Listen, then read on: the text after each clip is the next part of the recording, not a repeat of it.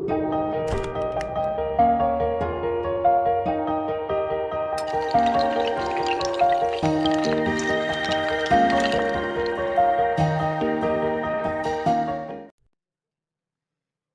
प्यारे बच्चों, वेलकम।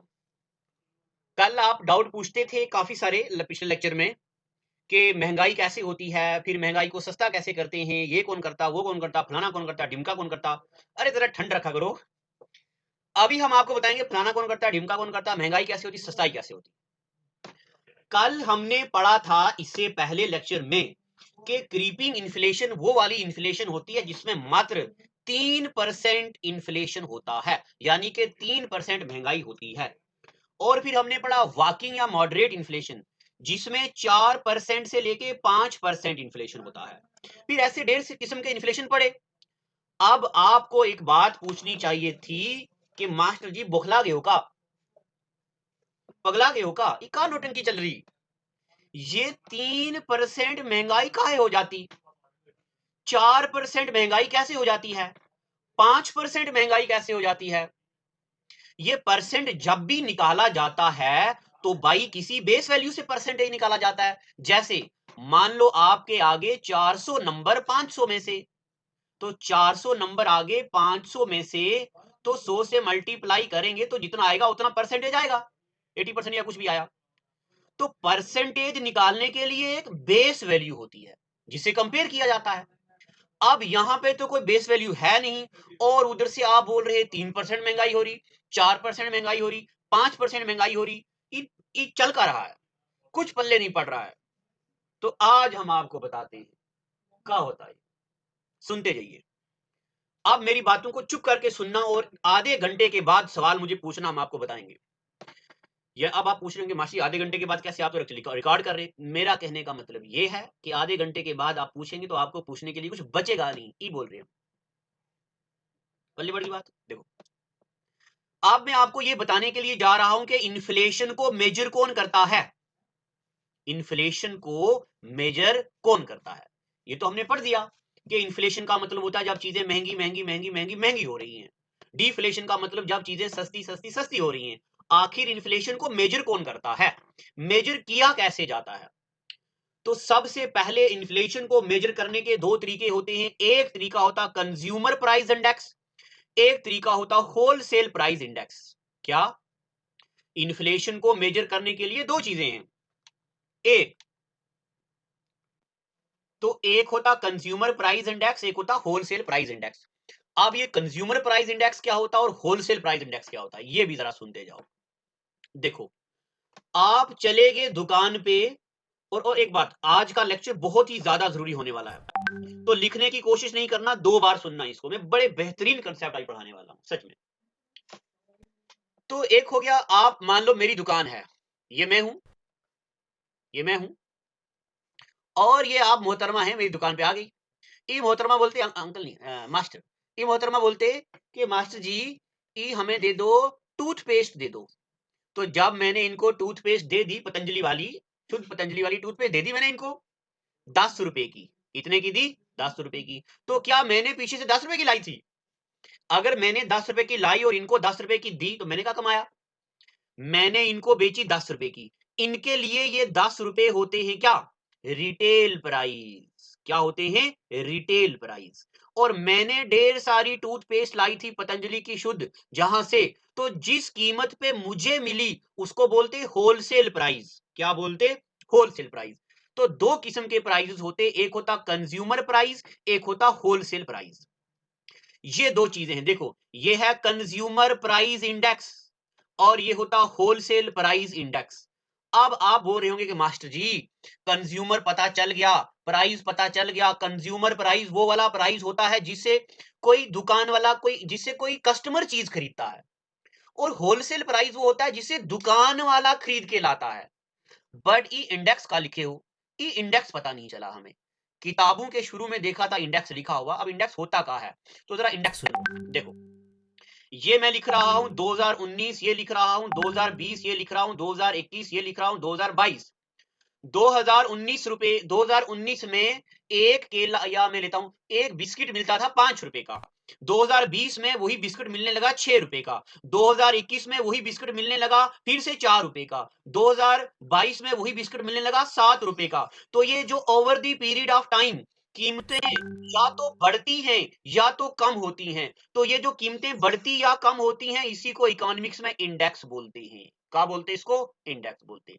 यानी कि इंडेक्स की डेफिनेशन होगी, पिछले पेज में लिखा हुआ है, change over the fixed duration of time. हर एक साल के बाद किसी चीज में कितनी इनकम बढ़ती या कम होती है उसको क्या बोलते हैं? इंडेक्स बोलते हैं। ठीक है, अब इंडेक्स में कोई दिक्कत आ रही है आपको? नहीं। कंज्यूमर प्राइस, देखो एक एक पॉइंट को मैं यहां पे समझाने वाला हूं, लिखना नहीं, सब कुछ लिखा हुआ आपके पास। तो जरा ठुमका मारो एक बार खड़े होके, चलो, और हाइलाइटर पकड़ के इसको हाईलाइट कर दो। Consumer price index. अब कंज्यूमर प्राइस इंडेक्स क्या होता है? देखो, it measures change in the retail price. Retail price बताया ना मैंने अभी आपको, जो कस्टमर खरीदता है जिस कीमत से उसको बोलते हैं retail price. It measures change in the retail price of commodity in the whole country over a period of time. ये होता है consumer price index. Wholesale price index तो आपको पता चल गया, it measures change in the wholesale price of commodity in the whole country over a period of time. तो एक होता होलसेल प्राइस इंडेक्स, एक होता कंज्यूमर प्राइस इंडेक्स। ठीक है, अगर आपके पल्ले कुछ नहीं पड़ा तो जरा अभी तक सुनते जाओ पहले, फिर थोड़ी देर में पढ़ने वाला, आधा घंटा रुको, ये बड़ा टेक्निकल सब्जेक्ट है। Economics is very technical subject. ये ऐसा नहीं है मैंने आपको अकबर, जहांगीर, बाबर, हुमायूं की कहानी सुना दी, शादी वाली, पड़ोस वाली, इधर उधर की, और आपको मजा आ गया, सुनते रहे, बस ठुमका मारते रहे, तो हिस्ट्री पढ़ दी। इकोनॉमी है। तो आगे देखो, सीपीआई होता है इन्फ्लेशन मेजर करने कर, it measure inflationary condition for consumers. Consumers के लिए इन्फ्लेशन कितना आ गया वो सीपीआई से हम देखते हैं। और दुकानदारों के लिए जो होलसेल पे सामान लाते हैं उनके लिए कितना चेंजेस होता है वो हम डब्ल्यूपीआई में देखते हैं। ठीक है यहां तक? अब पहले आगे बात सुनो। ये जो सीपीआई होता है, जो हम कंज्यूमर प्राइस इंडेक्स कर रहे हैं, ये कितने किस्म का होता है? देखो, इंडस्ट्रियल में जो वर्कर होते हैं, इंडस्ट्रीज में जो काम करते हैं, बेचारे गरीब किसान, किसान तो नहीं, बेचारे गरीब लेबर, उनके लिए महंगाई अलग चीज होती है। जो बंदे एग्रीकल्चरल लेबर हैं उनके लिए महंगाई अलग चीज होती है। और जो बंदे रूरल एरिया में यानी कि शहरों में रहते हैं उनके लिए महंगाई अलग होती है। तो यानी कि कंज्यूमर प्राइस इंडेक्स तीन किस्म का होता। एक होता CPI industrial worker, consumer price index for industrial worker, consumer price index for agricultural, और consumer price index for rural labourer. ठीक है यहां तक? अब पेपर में क्या आता है? क्या ये आता है कि कितने टाइप के सीपीआई होते हैं? नहीं, ऐसा कभी ना पेपर में आया ना कभी आएगा। अब पेपर में क्या आता? पेपर में आता कि कंज्यूमर प्राइस इंडेक्स को मेजर कौन करता है। तो consumer price index is measured by labour bureau. CDS का सवाल, क्या consumer price index is measured by labour bureau? IB का सवाल सुनो, this labour bureau comes under which of the following ministry? This labour bureau comes under ministry of labour employment, MOLE. MOLE का मतलब होता है मिनिस्ट्री ऑफ लेबर एम्प्लॉयमेंट। बाकायदा एक ministry होती है, मिनिस्ट्री के अंडर एक लेबर ब्यूरो होता है जो कैलकुलेट करता है कंज्यूमर प्राइस इंडेक्स क्या है। अब अभी हम ये कैलकुलेट करेंगे तो आपको बताएंगे। अब आगे चलते हैं। एक होता था consumer price index for urban and manual employ, but ये 2015-16 के बाद खत्म कर दिया गया है, अब ये कभी पेपर में नहीं आता, इट हैज बीन एबॉलिश्ड। ठीक है, अब मैं आपको एक बात और भी बताऊं कि आज की डेट में यानी कि 2020 की डेट में कंज्यूमर प्राइस इंडेक्स की ये वाली टाइप्स नहीं है, आज की डेट में ये वाली हैं। तो यही याद करनी है। क्या क्या? एक है consumer price index for rural, एक है consumer price index for urban. अब अभी मैं पढ़ा रहा हूं तो जो चीज मुझे फील हो रही है वही मैं आपको भी फील कराऊंगा। मुझे पता क्या फील हो रहा है, अगर मैं स्टूडेंट होता आपकी जगह तो मुझे कोई मास्टर इस तरह पढ़ा रहा होता तो मेरे पल्ले तो कुछ ना पढ़ रहा होता कि मास्टर का बोल रहा सीपीआई, का बोल रहा डब्ल्यूपीआई। तो इसीलिए मैंने अभी आपको बोला 10 मिनट वेट करो, फिर आपको ज्यादा पता चल जाएगा, क्योंकि इकोनॉमिक्स ऐसे ही पढ़ी जाती है। तो सीपीआई रूरल एरिया और सीपीआई अर्बन एरिया यानी कि गांव और शहर, गांव के लोगों के लिए गरीबी अलग चीज होती है और शहर के लोगों के लिए गरीबी अलग चीज होती है। गांव का बंदा गरीब है तो मतलब खाने के लिए कुछ नहीं है, और शहर का बंदा गरीब है मतलब गाड़ी नहीं है। ठीक है ना, ये डिफरेंस होता है। गांव गांव में कहा गाड़ी, गांव में तो इसका मतलब कि खाना नहीं है, बट शहर में मतलब गाड़ी नहीं है तब बंदा गरीब है। तो अब ये जो सीपीआई और अर्बन और रूरल, दोनों को मेजर कौन करता? Central statistical office. अब आप सोच रहे होंगे मास्टर जी अगर पेपर में आएगा कि सीपीआई कौन मेजर करता है तब क्या लिखेंगे? तब आप ये वाला नहीं लिखेंगे, मिनिस्ट्री ऑफ लेबर ब्यूरो नहीं लिखोगे क्योंकि ये तो पुराना हो गया। आपको लिखना है CPI is measured by central statistical office. अगर आप में से कोई बच्चा हिस्ट्री में एमफिल या हिस्ट्री में एमए वगैरह कर रखा है तो उसको पता होगा सेंट्रल स्टैटिस्टिकल ऑफिस इंडिया में किसने इंट्रोड्यूस किया था। अगर आपको याद है तो ठीक, अगर नहीं याद तो गूगल कीजिए। जहां या नहीं तो कोई बात नहीं, इंडस वैली सिविलाइजेशन जब मैं आपको पढ़ाऊंगा तब मैं आपको बताऊंगा इंडिया में सेंट्रल स्टैटिस्टिकल ऑफिस किसने इंट्रोड्यूस किया और who is known as father of central statistical office in India. तो आप यहां से रिसर्च भी करो, यहां ये लर्निंग का तरीका भी होता है। अब पेपर में आता कि सीएसओ सेंट्रल स्टैटिस्टिकल ऑफिस किसके अंडर आता है? तो ये आता है ministry of statics and programme implementation के अंडर। ठीक है, अब चलते हैं जरा और ज्ञान की बातों पे। सुनिए मेरी बात ज्ञान से। अब मैं आपको समझाने जा रहा हूं जो भी बातें अभी तक मैंने कही है ना वो, तो आपके जहन में आएगा फिर कि मास्टर जी इतनी बात बतानी थी तो पहले एक ही बार काहे नहीं बताए हो। तो हर चीज का ए रजा, हर चीज का एक वक्त है। दिल का अरमान तो हो ही जाएगा। हर चीज अपनी जगह पे सीखी जाए तो बेहतर होती है। देखो क्या है कि ministry of statics and programme implementation ने क्या किया है, गांव में 448 ऐसे गुड्स और सर्विसेज रखे हैं जिनकी कीमत देखते हैं कि 2012 में कितनी थी, 2013 में कितनी थी, 2014 में कितनी थी, 2015 में, 16 में, 17 में, 18 में, 2019 में कितनी थी और 2020 में कितनी होनी चाहिए। यानी कि इन 248 आइटम्स की खरीदने की कीमत कितनी थी? मान लो 500 रुपए में खरीदी और अब बेची यही चीजें कोई ज्यादा अमाउंट में, तो कितने की खरीदी और कितने की बेची, यानी कि सॉरी, यानी कि 2019 में कितने की खरीदी थी और 2020 में कितने की खरीदी थी। इन दोनों के बीच जितना डिफरेंस होता है उसकी परसेंटेज निकाली जाती है और उससे कैलकुलेट किया जाता है कि इन्फ्लेशन कितना परसेंट है। ठीक है यहां तक? जैसे कि हमने दुकान से कोई चीज खरीदी थी 100 रुपए की, कब? 2019 में। अब वही चीज 2020 में मिल रही है 102 रुपए की, तो कितने परसेंट महंगाई हो गई इसमें? 2%। कितने परसेंट? 2%। तो हम बोलेंगे इन्फ्लेशन 2% हो गया है। इन्फ्लेशन 2%। एक बार फिर से, हमने 2019 में कोई चीज खरीदी थी 100 रुपए की और आज 2020 में वही चीज हमने खरीदी 105 रुपए की। कितनी महंगाई होगी? 5। तो हम बोलेंगे इन्फ्लेशन 5% हो गया है। इन्फ्लेशन कितना हो गया है? 5% हो गया। ठीक है, तो रूरल एरिया के लिए कितने प्रोडक्ट फिक्स हैं? 448। अर्बन एरिया के लिए कितने प्रोडक्ट फिक्स हैं? 460। ये पेपर में आती हैं। और एक बात, अगर आप पंचायत अकाउंट के लिए तैयारी कर रहे हो तो तब आप इन चीजों को, ये वाली चीजें याद करने की जरूरत नहीं है। बट अगर आप तैयारी कर रहे हो सीडीएस के लिए, एनडीए के लिए, सीजीएल के लिए, सीएचएसएल के लिए, यूपीएससी के लिए और आईबी के पेपर के लिए, तब ये पेपर में पूछता है एग्जामिनर के रूरल एरिया में सीपीआई के अंडर कितने प्रोडक्ट आते हैं और अर्बन एरिया में सीपीआई के अंडर कितने प्रोडक्ट आते हैं। अब आपके मन में एक सवाल और भी आना चाहिए कि सर ये प्रोडक्ट चुनने की क्या जरूरत है, इसी तरह क्यों नहीं कुछ और मेथड किया जाता? तो पूरे इंडिया में लाखों करोड़ों प्रोडक्ट हैं। एक टूथपेस्ट की बात करें अगर हम, पतंजलि का शुद्ध अलग है और पेप्सोडेंट अलग है, कोलगेट अलग है और ये वाली राजौरी कोलगेट अलग है, पुंछ कोलगेट अलग है और जितनी जितनी अलग अलग चीजें हैं, तो करोड़ों के हिसाब से आइटम्स हैं। कितनी आइटम्स का गवर्नमेंट को बस यही काम बच गया का कि बस बैठो, चौकड़ी मार के बैठो और इनके प्रोडक्ट को पैसे देखो कितने का आता, कितने का बिकता है, ये बच गया का। इसीलिए क्या किया जाता है, कुछ आइटम्स को फिक्स कर दिया जाता है।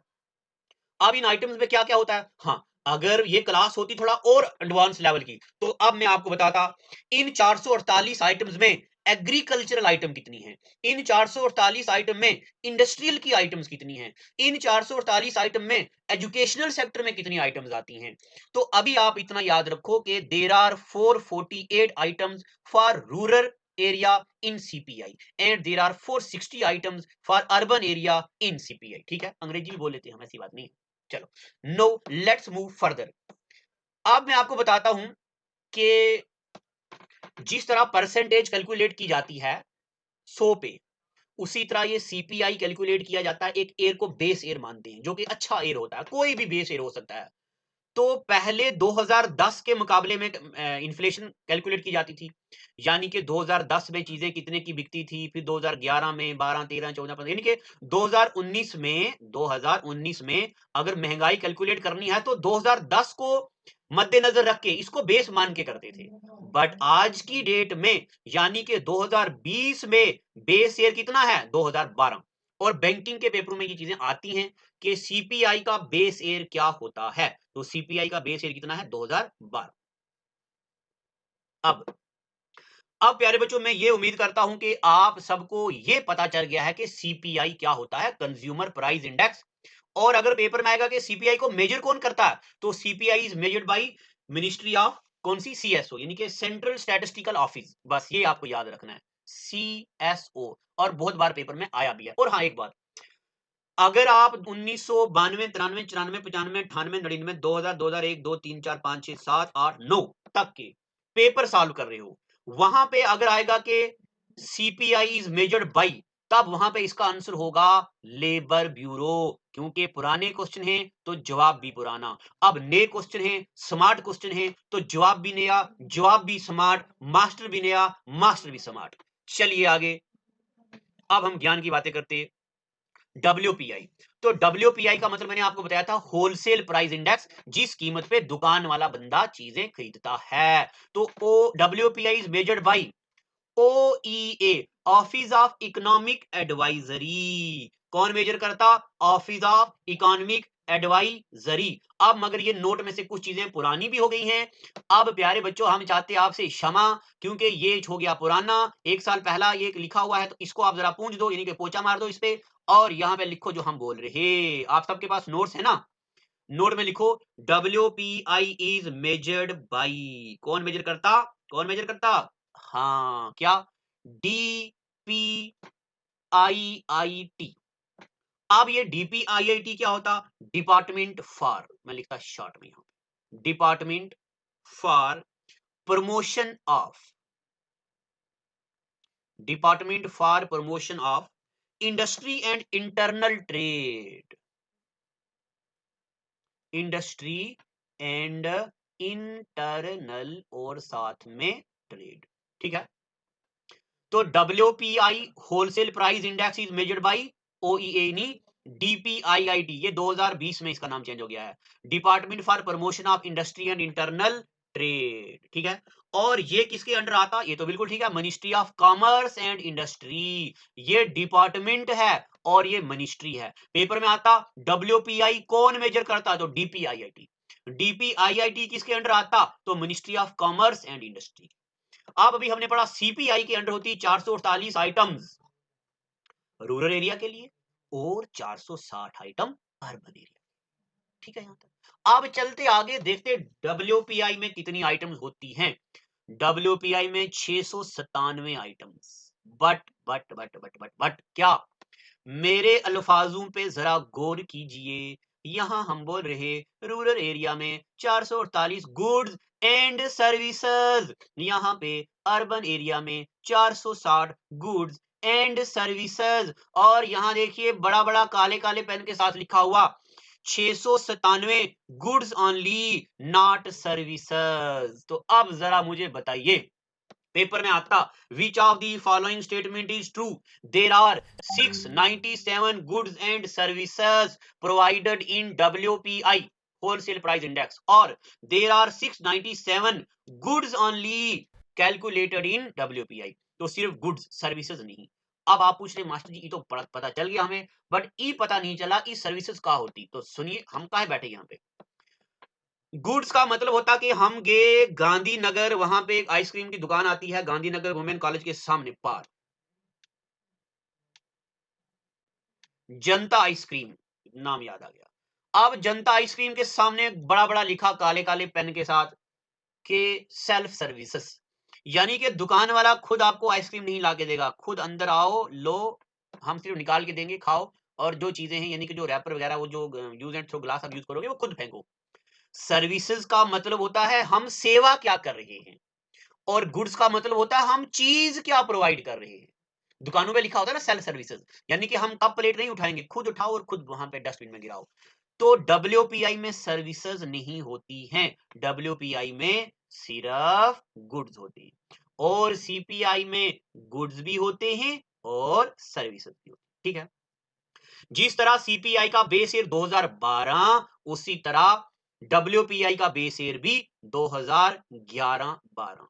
पहले 2004-5 होता था, उससे पहले 1993-94 होता था। ई याद करने की कोई जरूरत नहीं, ई याद करने की कोई जरूरत नहीं। इसका प्रेजेंट ईयर क्या है? 2011 और 12।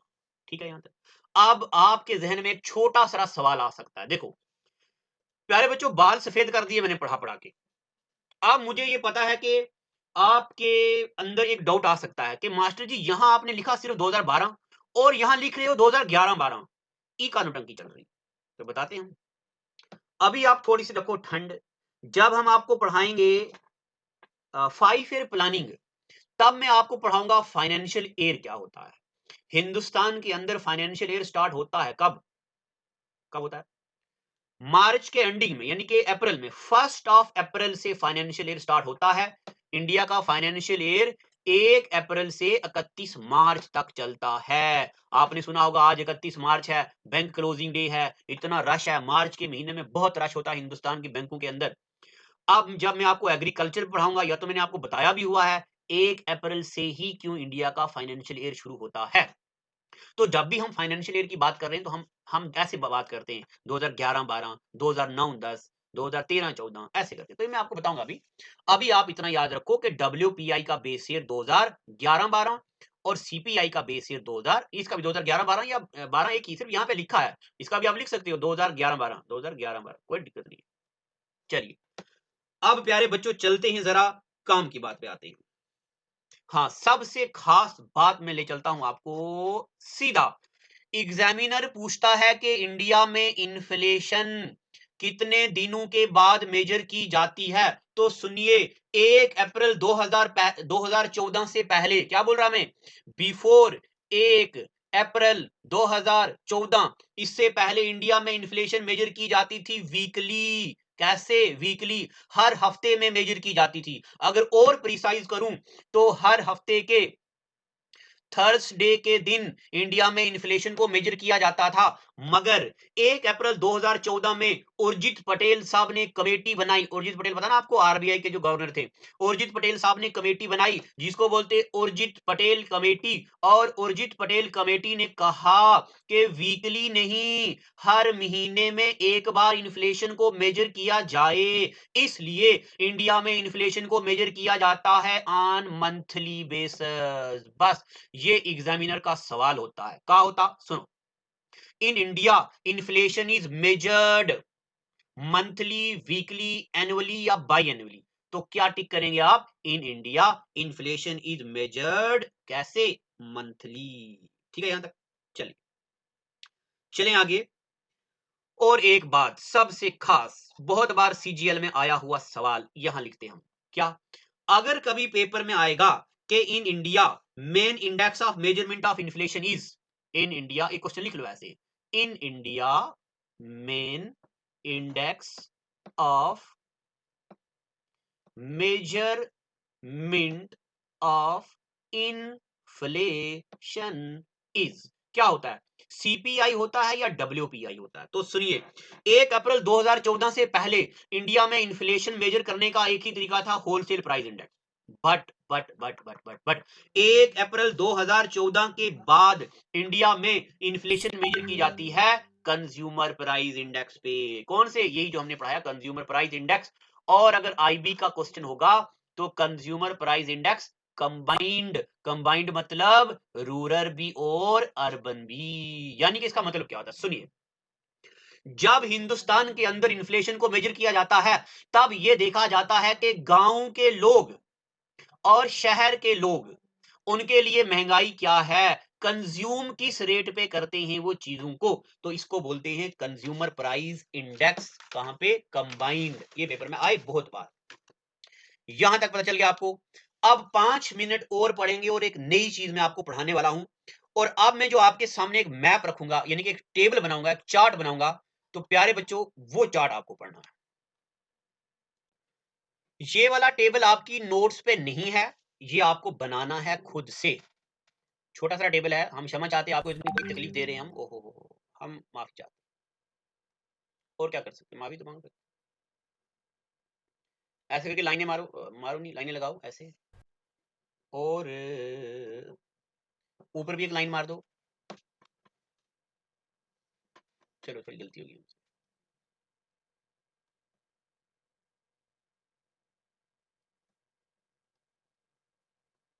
तो हम जरा पोचा पोचा मार लेते हैं। चलो अब देखो हम आपसे कहना क्या चाहते हैं। जितना भी हम इन्फ्लेशन पढ़ रहे हैं ना, ये उसका जिस्ट है, ठीक है, ये जरूरी चीज है। अब मैं आपको ये बताने जा रहा हूं कि इन्फ्लेशन किसके लिए अच्छा है और किसके लिए बुरा है। यहां मैं लिख रहा हूं ऊपर इन्फ्लेशन, और यहां लिख रहा हूं गुड फॉर, और यहां लिख रहा हूं बैड फॉर। इन्फ्लेशन किसके लिए अच्छा है और किसके लिए बुरा है, बस अगर आपको ये समझ आ गया, इसका मतलब हम होंगे कामयाब और आप भी होंगे कामयाब। आप मुझे बताओ, जब चीजें महंगी होंगी, लोगों के पास पैसा होगा तभी चीजें महंगी होंगी। जब चीजें महंगी होंगी तो लोग चीजें खरीदेंगे क्योंकि उनके पास पैसा है। तो दुकान वाले क्या करेंगे, प्रोडक्शन बढ़ाएंगे। तो जब वो प्रोडक्शन बढ़ाएंगे, इसका मतलब उनको मुलाजमों की जरूरत पड़ेगी, इसका मतलब इकोनॉमी जनरेट होगी, यानी कि इंप्लॉयमेंट जनरेट होगी। यानी कि इन्फ्लेशन अच्छी है किसके लिए, inflation is good for country, inflation is good for country, country के डेवलपमेंट के लिए।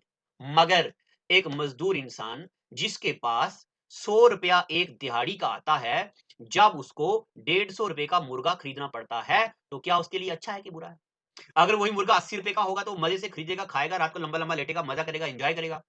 अगर वही उसकी दिन की कमाई 100 रुपया है बट मुर्गा 150 रुपये आ गया, तो उसके लिए तो ठीक नहीं है ना। यानी कि inflation is good for countries development but it is not good for individual. Inflation is not good for individual, it is good for countries development. इतनी बात तो चल गई।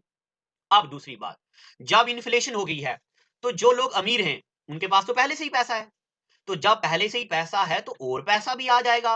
यानी कि inflation is good for rich but inflation is bad for poor, गरीब के लिए अच्छी नहीं। अब inflation is good for businessman, businessman के लिए, या inflation is good for producer, बनाने वाले के लिए, और इन्फ्लेशन अच्छा है।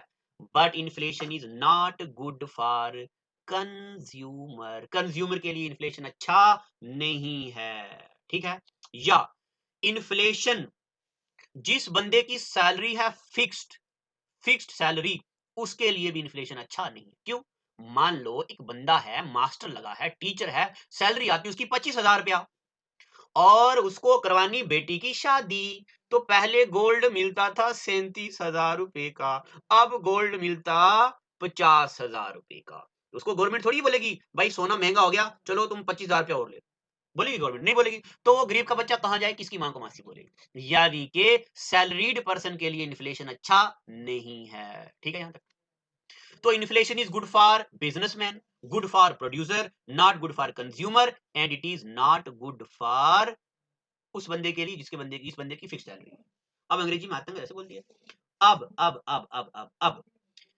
अब जरा हम चाहते कि जरा ज्ञान की बातें की जाएं, यहां पे एक डब्बा बनाते हम, यहां पे बनाते, सुनते जाओ। आपने बहुत बार सुना होगा शेर, और बहुत बार सुना होगा डिबेंचर का होता। अब मैं आपको शेर और डिबेंचर के बारे में तब पढ़ाऊंगा जब मैं आपको फाइनेंशियल मार्केट पढ़ाऊंगा। अब यहां पे मुझे थोड़ी सी हल्की सी चीज चाहिए, इसलिए मैं यहां पे पढ़ा रहा हूं। देखो, आपको पता इन्वेस्टर क्या होते हैं। इन्वेस्टर ऐसे बंदे होते हैं जो पैसा लगाते हैं बिजनेस में। मान लो मुझे कोई काम करना है, मेरे अंदर हुनर है, मेरे अंदर एनर्जी है, मेरे अंदर ताकत है, मेरे अंदर जोश है, मेरे अंदर शौक है, मगर पैसा नहीं है।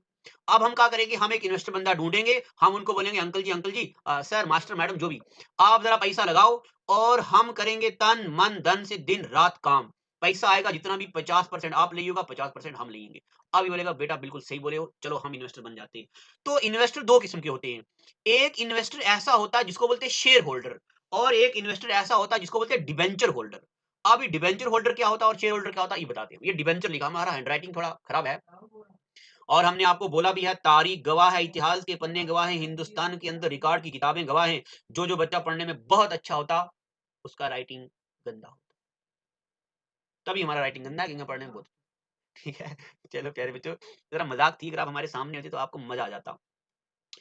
तो ये देखो, शेयर का मतलब होता है क्या? अगर हमने कोई कंपनी खोली, मान लो आपने, मान लो आपने, ये आप हो मोटे वाले, ठीक है, ये आप हो, ये आपने कोई कंपनी खोली और आपकी कंपनी में मैं शेयर होल्डर हूं। तो अगर मैं शेयर होल्डर हूं तो इसका मतलब मैं 10% का शेयर होल्डर हूं, तो प्रॉफिट के बाद मुझे 10% ही आएंगे, यानी कि प्रॉफिट, शेयर होल्डर का प्रॉफिट फिक्स्ड होता है। शेयर होल्डर का प्रॉफिट क्या होता है? फिक्स्ड। बट डिबेंचर का मतलब पता क्या होता है? डिबेंचर का मतलब होता, डिबेंचर बोलता अरे मैं लगाऊंगा 10% पैसा, बट मैं जब प्रॉफिट लूंगा, मैं वेरी सॉरी, गलती, अरे हम क्षमा चाहते हैं, हम हाथ जोड़ के क्षमा चाहते, गलती होगी। शेयर होल्डर का मतलब होता जिसका प्रॉफिट फिक्स नहीं होता, जिसका प्रॉफिट फ्लक्चुएट करता, जिसका प्रॉफिट क्या करता? फ्लक्चुएट। और डिबेंचर का मतलब होता अरे भैया जी मैं लगाऊंगा 10% पैसा, बट जब कंपनी करेगी ग्रो तब मुझे चाहिए 15% पैसा, चाहे कंपनी ग्रो करे, चाहे कंपनी डूबे, चाहे कंपनी भाड़ में जाए, जो मर्जी हो, मुझे 15% चाहिए ही चाहिए। ये होता डिबेंचर। का होता? Debenture holder. शेयर होल्डर का मतलब 10% लगाया, अब डिपेंड करता किस पे? बिजनेस पे। तो अगर बिजनेस होगा ज्यादा, यानी कि इन्फ्लेशन होगा ज्यादा, इसको मिलेगा फायदा और डिबेंचर को मिलेगा नुकसान। तो ड्यूरिंग इन्फ्लेशन, क्या? During inflation, during inflation share holder enjoys, share holder को मजा आता, शेयर होल्डर को पैसा मिलता extra. And during inflation debenture, debenture जो होता है वो लॉस में रहता है। क्या रहता है? लॉस में, या उसको कोई फायदा नहीं होता। 1 पॉइंट, 2 पॉइंट, 3 पॉइंट, 4 पॉइंट। अब 5वां पॉइंट आखिरी, और आज का लेक्चर खत्म, और फिर हम आपको देते हैं आजादी। तो जरा मैं आपको बताता हूं, देखो गौर से सुनना। इकोनॉमिक्स में जो बंदा पैसा देता उसको बोलते क्रेडिटर। क्या बोलते? क्रेडिटर, पैसा देने वाला। और जो बंदा पैसा लेता उसको बोलते डेटर, DEBTOR, इसको डेटर पढ़ते हैं। अब मैं आपको सरल भाषा में एक एग्जांपल देता। मान लो मैं क्रेडिटर हूं, मैंने आपको दिए 10 रुपए और आपने 10 रुपए के खा लिए गोलगप्पे। क्या खा लिए? गोलगप्पे। आपने 10 रुपए के गोलगप्पे खाए कब? 2020 में। और आपने मुझे बोला सर मुझे 10 रुपए दे दो, मैं गोलगप्पे खाऊंगा, बट मैं आपको ये 10 रुपए 2021 में वापस करूंगा। तो मैंने बोला ये लो 10 रुपए, जाओ खाओ गोलगप्पे। आपने 10 रुपए के खाए 8 गोलगप्पे। कितने खाए? 8। गौर से सुनना, आपने 10 रुपए के कितने गोलगप्पे खाए? कितने खाए? 8। खा लिया आपने 8। आप कौन हो? डेटर। अब आपने 2021 में मुझे 10 रुपए वापस दिए और मैं गया गोलगप्पों की रेडी पे खाने के लिए। अब गोलगप्पे वाले को मैंने बोला सर मुझे 10 रुपए गोलगप्पे दो, मैं भी खाऊं। अब वो बोलता महंगाई होगी है, 10 रुपए के मिलते 6 गोलगप्पे। कितने मिलते? 6। 2020 में मिल रहे थे 8 और 2021 में मिल रहे 6। आपने मुझे वही 10 रुपए वापस दिए इंटरेस्ट के बिना, बट आपने 10 रुपए में खाए 8 गोलगप्पे। 2 गोलगप्पों का मजा आप ज्यादा ले गए मुझसे और मैंने खाई 6 गोलगप्पे। बताओ मैंने क्या गुनाह किया, क्या नुकसान किया? नुकसान ही तो हुआ मेरा। एक तो 10 रुपए दिए आपको, आपने हड़प लिए 8 गोलगप्पे, हमने खा लिए 6 गोलगप्पे, यानी कि 2 गोलगप्पों का मुझे हो गया नुकसान। क्या हो गया? नुकसान। यानी कि ड्यूरिंग इन्फ्लेशन जो डेटर होता है, कर्जदार होता है, वो मजा करता, he enjoys. And during inflation जो क्रेडिटर होता है वो क्या करता? क्रेडिटर क्या करता है? सॉरी सॉरी, ये गलती होगी, ये गुड वाला इधर लिखना था ना। गुड अच्छा किसके लिए होता है? इन्फ्लेशन गुड होता है डेटर के लिए, ठीक है ना, जो कर्जदार होता है। और बुरा होता किसके लिए? क्रेडिटर के लिए। किसके लिए? क्रेडिटर के लिए। बस आपको यही बातें पेपर में आती। बताओ inflation is good for which, bad for which, good for this, bad for this, फलाना ढिमका। अब इसके बाद हम पढ़ेंगे आखिर इन्फ्लेशन को कंट्रोल कैसे किया जाता है। लाइव क्लास में एक बच्चा पूछ रहा था कि सर जब लोगों के पास पैसा आता आता आता आता आता, तो अब गवर्नमेंट और आरबीआई क्या करते हैं कि लोगों से पैसा लेते लेते लेते लेते लेते। तो कल हम आपको बताएंगे गवर्नमेंट ऑफ इंडिया की फिस्कल पॉलिसी क्या होती है। कल हम आपको बताएंगे गवर्नमेंट एक्सपेंडिचर क्या होता, गवर्नमेंट रेवेन्यू क्या होता। और ग्रुप में एक बच्चा पूछ रहा था मास्टर जी ECRR का होता। तो कल हम आपको बताएंगे कि बैंक रेट क्या होता, रेपो रेट क्या होता, मार्जिनल स्टैंडिंग फैसिलिटी रेट क्या होता, रिवर्स रेपो रेट क्या होता, कैश रिजर्व रेशियो क्या होता और एसएलआर और ओपन मार्केट ऑपरेशन क्या होता है। ये छोटी-छोटी बातें अगले एपिसोड में डिस्कस करेंगे और हम देंगे इकोनॉमी का कंप्लीट और मजेदार ज्ञान आपको। हमसे जुड़े रहने के लिए हमारे YouTube चैनल को सब्सक्राइब करें और नई वीडियो की नोटिफिकेशन के लिए बेल आइकॉन को दबाएं। अगर आप ये वीडियो Facebook पर देख रहे हैं तो लाइक जरूर करें और ज्यादा से ज्यादा शेयर करें।